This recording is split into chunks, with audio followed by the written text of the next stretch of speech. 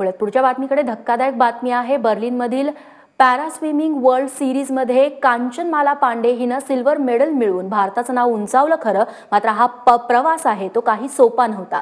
यासाठी कांचनमाला पांडे हिला अनेक अडचणींना सामोरं जावं लागलं।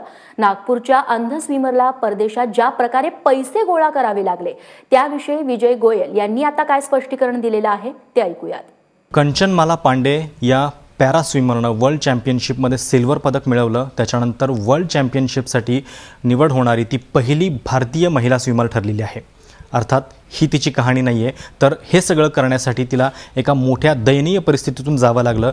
5 लाख रुपयांचं कर्ज तिला एका अनोळख्या शहरामध्ये घ्यावं लागलं, त्याच्यासाठी जवळपास भीक मागावी लागली। नेमकं काय आहे हे प्रकरण आणि का असं झालं हे सगळं जाणून घेण्यासाठी केंद्रीय क्रीडा मंत्री विजय गोयल आता आपल्यासोबत आहेत। सर, एक अनजाने शहर में इस तरह भारतीय खिलाड़ी को 5 लाख रुपए जमा करने के लिए भीख मांगनी पड़ी। आपको जब ये बात पता चली तो आपके ऊपर मतलब क्या आपकी पहली प्रतिक्रिया थी? देखिए, पैरालंपिक कमेटी को मैंने ये साफ तौर से कहा है कि जब हमारी स्पोर्ट्स मिनिस्ट्री ने, स्पोर्ट्स अथॉरिटी ऑफ इंडिया ने जो ये जर्मनी के अंदर पैरा स्विमिंग चैम्पियनशिप के लिए कांचनमाला पांडे और कोच और 5 खिलाड़ी और वहाँ पर गए थे और उनके लिए हमने जो फंड्स थे वो रिलीज़ टाइम से कर दिए थे, तो आपने उनको क्यों नहीं दिए जाके? उनका ये कहना था कि उनके यहाँ एक हाई कोर्ट का कोई मामला है, उसके कारण जब तक वो जज अप्रूव नहीं करता, कोई रिटायर्ड जज, तब तक वो नहीं दे सकते। तो मैंने उनको कहा आप अपनी तरफ से व्यवस्था करते। तो मैंने उनको साफ तौर से कहा है कि 10 दिन के अंदर मुझको रिपोर्ट चाहिए कि मिनिस्ट्री के फंड जारी करने के बावजूद भी ऐसी लापरवाही क्यों हुई कि हम, और अमाउंट भी बहुत बड़ा नहीं था, कि हम उसकी हमने व्यवस्था नहीं की। मैं कांचनमाला पांडे को बधाई देना चाहता हूं कि दिक्कत आने के बावजूद भी उन्होंने वहां पर सिल्वर मेडल जीता है।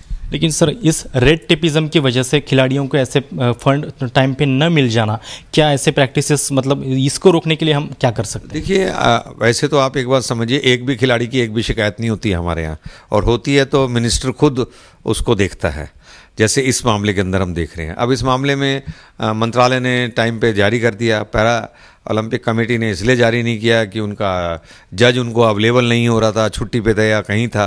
तो भाई कहीं ना कहीं से फेडरेशन का मतलब यही होता है, आप कहीं से अरेंज करते या हमको बताते कि भी हम आपके द्वारा दिए गए फंड को यूज़ नहीं कर पा रहे हैं, आप कोई और व्यवस्था करा दे, तो खिलाड़ी को दिक्कत नहीं होती।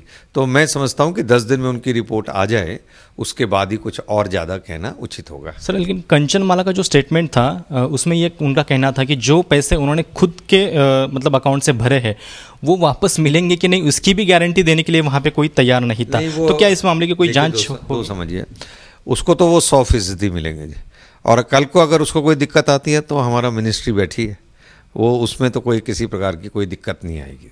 लेकिन घटना तो बहुत दुखद थी, क्या इसके ऊपर कोई कार्रवाई होगी, किसी को जिम्मेदार ठहराया जाएगा? 10 दिन के अंदर जब रिपोर्ट आ जाएगी उसके बाद ही मेरा ज़्यादा कहना उचित होगा। अभी तो मैंने अपने आप में एक जांच बिठा दी, एक रिपोर्ट मांग ली उनसे, ये भी एक बड़ा कदम है।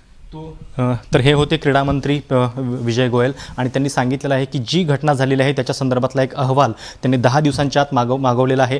खेळाडू चांगलं प्रदर्शन नक्कीच करतायत, पण सरकारचा जो लालफितीचा कारभार आहे त्याच्यामुळे कुठं ना कुठेतरी फटका बसताना दिसतो आहे। कॅमेरामॅन अजय तिवारीसह प्रशांत कदम, ABP माझा, नवी दिल्ली।